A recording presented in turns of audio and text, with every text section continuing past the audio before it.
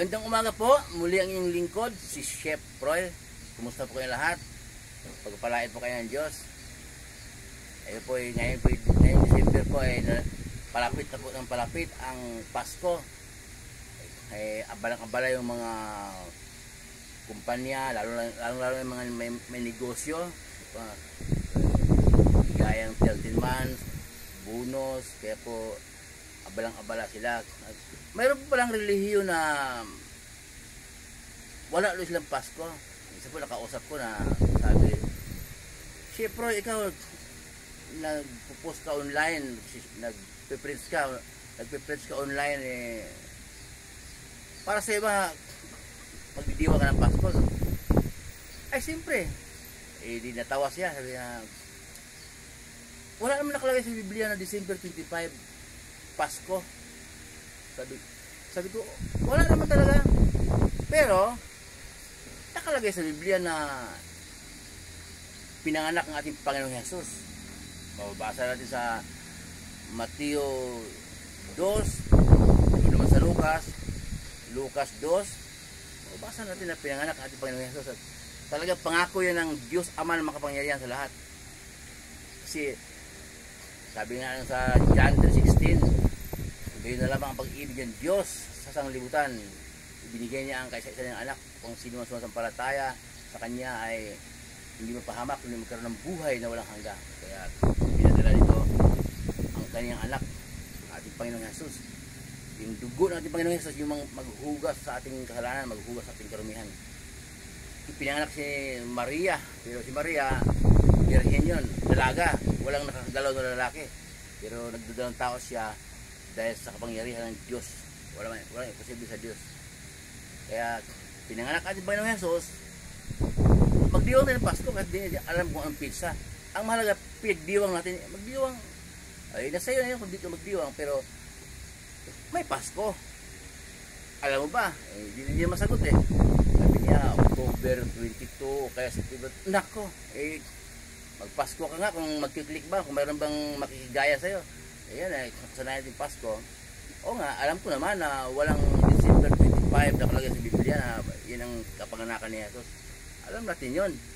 Yung mga nagbabasa ng Biblia, alam natin. Pero pinanganak talaga ang ating Panginoong Jesus. Biblical yun, mababasa, maraming talata, maraming verse, maraming chapter na mababasa natin ang kapanganakan ng ating Panginoong Jesus. Kaya ipinanganak ang ating Panginoong Jesus. Magdiwang po tayo. Ipagdiwang po natin, paano? Paano magdiwang daw? Wala ng pera.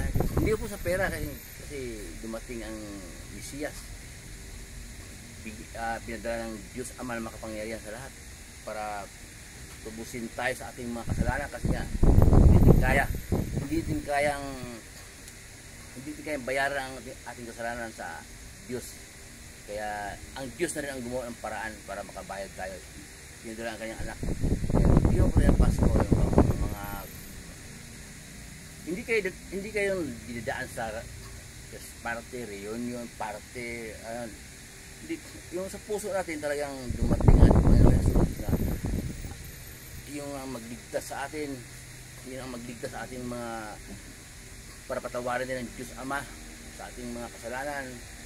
Yun, kadalasan sa mga Christmas party nga, mga reunion, nagkatampuhan pa yung mga magkakamag-anak dahil magkita-kita sila, mga masama ang mga salita ng mga matanda kayo hindi kayo nag-aaral, hindi naman yung pinsan ninyo guro na o doktor na isa, yung isa nasa ibang bansa, kayo mga yun, iwasan po natin ganong salita. Kasi Pasko po ay saya dahil pinanganak ang ating Panginoong Hesus. May narinig po ang yung lingkod na sa reunion na magulong-gulong yun ba yun? Yun ba yung pizza natin? Ba't ang sexy sa post niya sa mga video? Ba't ang ganda? Kaya po okay lang po. Marami pong nakikita ko na nagpo-post ng video, picture na nag-filter. Buti lang yung lingkod, hindi marunong mag-filter. Baga, hindi ko alam kung saan pindot ng filter. Pero kahit na alam ko, ba't mag-filter? Kasi po, pag mag-filter ka, mag-uso ngayon yung mga magkita-kita ay magpinsan. magpinsan, mga magkaibigan, madating kasamahan sa work, mga magkaklase. Hindi mga post mo, nakapilter ka, gandang lalaki mo, ang gandang babae mo. Pag nakita sa personal, mag-usap-usap sila, masaktan ka. Yan, ba't ang pangit, butas-butas yung mukha. Ang ganda sa video, yung mga pinupost niya. Ganun po, kaya natural lang po yung tanggapin natin kung anong isura natin. Ito, isura. Yan. Pero nasa inyo na po yung mag-filter kayo, wala namang problema niya, yung gusto niya eh. Pero yun po ang madalas kasi napagkasamaan ng loob sa mga reunion, pagkatipon-tipon, magkita-kita, hindi pala maganda yun sa video lang, picture lang. Kaya ang Pasko po ay magsaya tayo dahil yun ang kapanganakan ng ating Panginoong Hesus. Yun ang kapanganakan, kahit hindi naman natin alam kung December 25, summer ba yun o tag-ulan ba yun, ipagdiwang natin na talagang pinanganak ang ating Panginoong Hesus. Pinanganak talaga, wala naman kakaalam kung anong. Kung hindi ka magdiwang, wala kang Pasko. Pinanganak si Jesus. Hindi ka niniwalang pinanganak si Jesus. Ano yun? Pinanganak ang ating Panginoong Jesus, kaya ipagdiwang po natin. December 25 ang nakasanayan, go! Kasi naman gagawa ka ng sariling Pasko. Baka mag-isa ka lang magpasko. Muli po yung lingkod, si Chef Roy. Pagkapalain po yung Diyos. Sasamahan kayo ng Diyos kahit saan po kayo pupunta. Sa mga trabaho pinasukan po ninyo, mga negosyo, ano ang pinagkikitaan ninyo, ayon sa kalooban ng Diyos.